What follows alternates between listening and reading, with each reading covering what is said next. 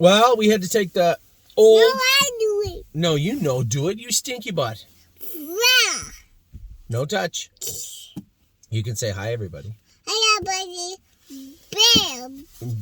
Bale. Who's your favorite horsey that you feed carrots to? Oh, no, stop. Tygo.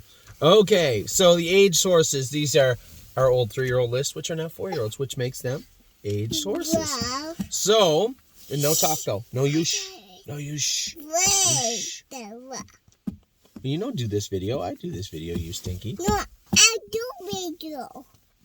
You do video, okay. You do it then. Where? What about Adrenaline Rush? Do you want to tell them about Adrenaline Rush? No, we might do that.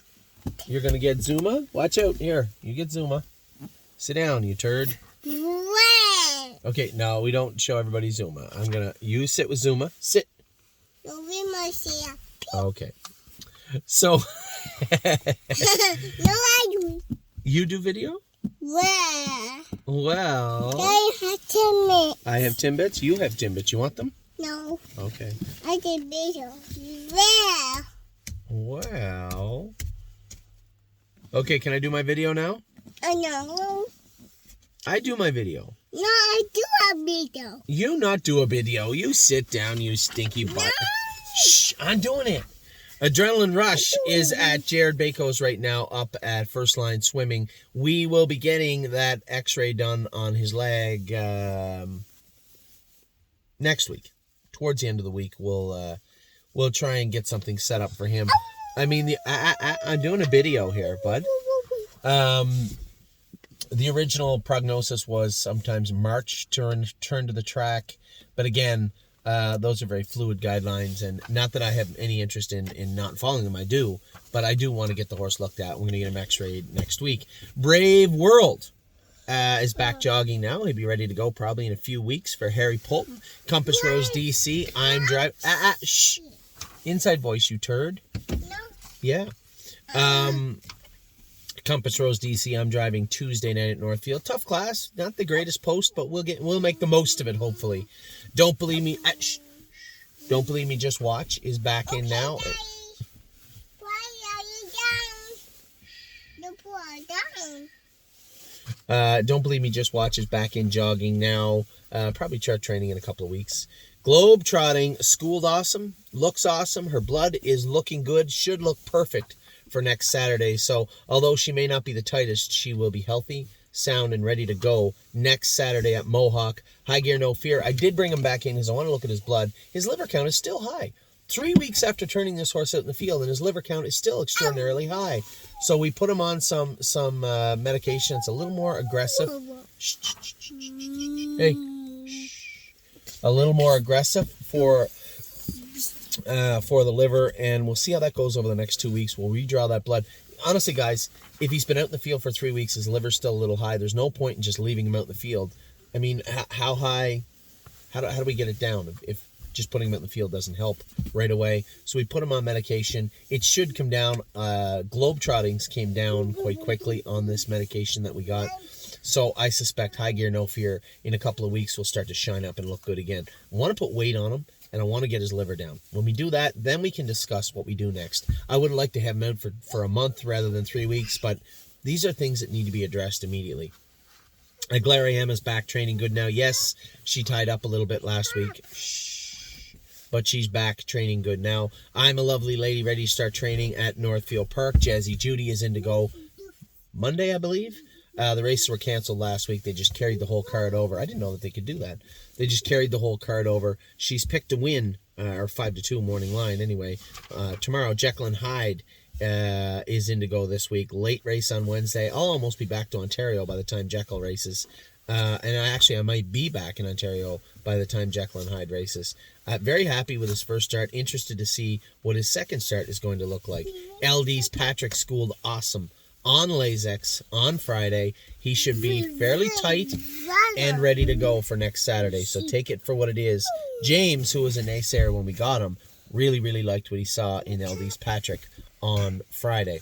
Locatelli races on Monday. Trained great here on Saturday. Very happy. Shh. Shh. Very happy with him. Mama Knows Best is ready to start training in Ohio. My Jazz raced great the other day. Second in 57 and looked very, very good. No free lunch.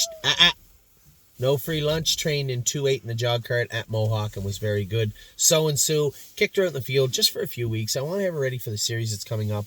But she raced terrible the other day. She did tie up a little bit. Her liver is elevated a little bit. Nothing dramatic. Maybe she just was really short. But very important to note also. So and Sue, just a couple of weeks, maybe rest and relaxation will bring her back in. Stonebridge Simba is also out in the field. Addie Bear. Stonebridge Simba is also out in the field for the next 3-4 weeks. Swan's Honey wasn't the slickest steer last night, but as I said in my video after the race, I really just thought, especially when I got away from the gate, as a driver, you just know. Sometimes you just know the horses are going to be very good or likely win. I don't want to sound arrogant, but sometimes as a driver, even coming out of the gate, knowing your competition, knowing what things are going to do, I just thought 2 steps out of the gate, I'm a winner. Adeline, shh, please, I'm trying to do a video. So, shh. I really thought, to be honest, that Scott Coulter would make front and cut me loose, and it didn't work out that way. He sat up and parked me, but his horse just isn't in the same universe as Swan's Honey. I know they probably think he is, but he isn't. And I knew even at the quarter pole park, I said the only horse I still have to beat is the one in behind me, Paul McKenzie's horse.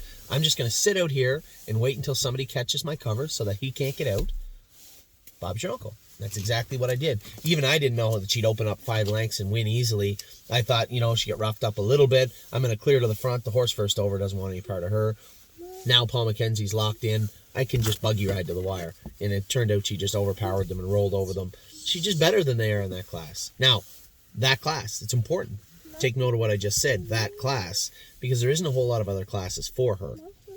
There's this class, a non-existent class that never fills at Mohawk, a couple other classes that are difficult. I don't want to start racing this filly and then onwards at 3,500 or preferred 3. That's the class for her. So hopefully it fills for the next little while because she has been racing okay, but raced awesome last night. This is a very, very nice mare to drive. Tour de Lindy was awesome last week, pinned in behind. We were done in by our own stablemate last week. Stonebridge Simba walked in our face, never get out. I don't foresee that being a problem this week. He's got the 7-hole. I don't care. I just think he's way better than those horses. A very similar situation to Swan's Honey. I don't think you've seen the best racing out of Tour de Lindy. He was very good last week. I expect to be very, very good again this week. Walk on the Moon now begins training this week. He'll be ready to go in about 3 weeks' time.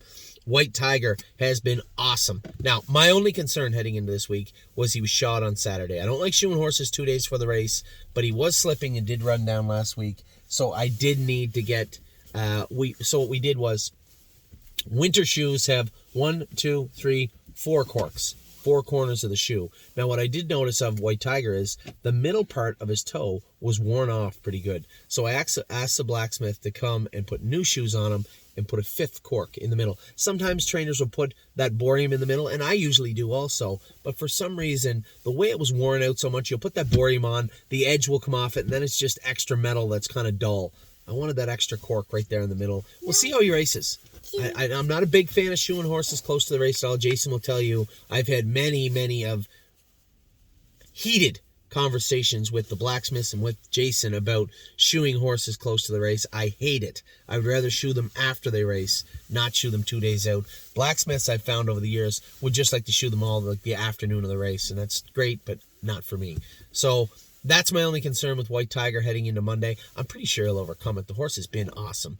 And sounder, sharper. James has said he's turning into the horse we always wanted him to be. Keep in mind, James was with me when we trained down White Tiger. If you guys want to take the afternoon, the videos are on there. If you go back through YouTube and look at the old videos of White Tiger training, he always had a screw loose, right?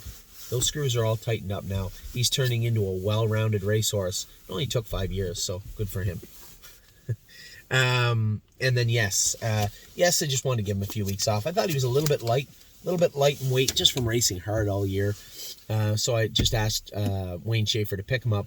I'll talk to Wayne here in a minute when I when I stop recording, and ask him to make sure he put some weight on that guy. I'd like to see him come back in about 80 to 100 pounds.